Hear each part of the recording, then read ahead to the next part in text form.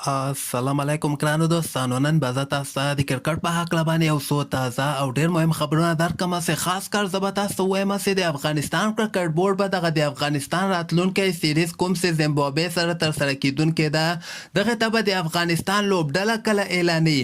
په دغه لوبډله کې به زه تاسو ته ووایم چې حضرت الله زازی ډراپ سوی ده او بعضې میراثي لوبغاړو هم کوششونه شروع کړي چې د افغانستان سکواډ کې ځان ته ځای پیدا کړي. بل به زه تاسو ته ووایم چې په آی پی ایل کې د فضل حق فاروقي سره ډیر زیاتی وسو او د دوی ټیم هم آی پی ایل نه اوټ سوي دي.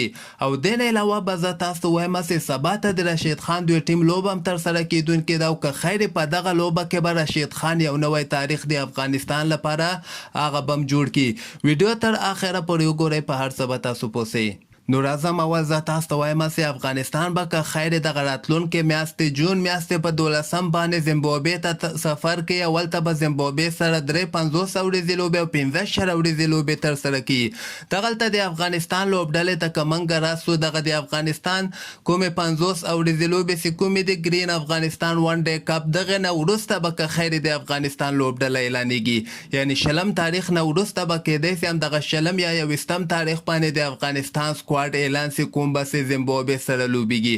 خو دغلته به زه تاسو ته وایم چې حضرت الله زازی ته په 50 ورځو لوبو کې موقع نه ورکول کیږي او بل طرف ته په 20 ورځو لوبه کې امکان لري زازی ته چانس ورکړي. خو بعضې میراثي لوبغاړي چې دلته که تاسو وګورئ، دولت زدران یو ځل بیا دغه خوبونه ویني چې د افغانستان په سکواډ کې ځان ته ځای پیدا کړي. ډېر سخت پریکټسونه شروع کړي، تمرینات یې شروع کړي دي او دغه په راورپنډۍ کې دولت زدران تمرینات شروع کړي دي او غواړي د افغانستان لپاره یو ځل بیا ولوبیږي. بل به زه تاسو ته د فضل حق فاروقي په هکله باندې یو خبر درکړم چې فضل حق فاروقي سره یو ځل بیا سنرایزرز حیدرآباد ډېر زیاتی کړی ده.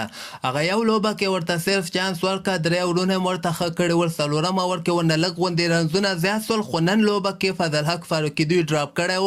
دغه لوبه د محمد نبي دوی ټیم کولکاتا نایټ رایډر سره لوبېدلې ول چې کولکاتا نایټ رایډر 108 رنزه ټارګټ ورکړی او د سنرایزرز حیدرآباد به 123 پورې دغه رنزونه رسولي او ټول ورونه ختم سوي. 8 لوبغاړي اوټ سوي دي.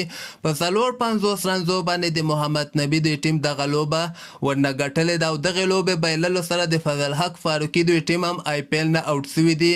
د دوی لپاره نور چانس نسته چې مخکې راونډ ته کوالیفای وکړي. کولکاتا لپاره هم چانس کم ده، د محمد نبي دوی ټیم لپاره هم چانس کم ده، ځکه چې 14 کې صرف 6 لوبې ګټلې دي. یوه بله لوبه هم که وګټي دومره فایده به ورته ونه رسي. او بل به زه تاسو ته وایم چې سبا ته په آی پی ایل کې د رشید خان دوی ټیم که خیر لوبه هم ترسره کیدونکې ده. یو طرف ته خو ګربز امکانات ډېر زیات دي، خو بل طرف ته به زه تاسو ته وایم چې په دغه لوبه کې که چېرته رشید خان 2 لوبغاړي اوټ کړي نو نړیواله سطح باندې به دویم انټرنیشنل لوبغاړی سي چې ټول نه زیات لوبغاړي به اوټ کړي. یعنې رشید خان به که خیر 452 لوبغاړي په انټرنیشنل کرکټ کې اوټ کړي چې عمران طاهر نه به هم دی که خیر مخکې سي او که خیر سبا به رشید خان یو نوی تاریخ د افغانستان لپاره جوړ کړي. نو همدغسې تازه خبرو لپاره تاسو دغه چینل هم در سره سبسکرایب کولی سئ.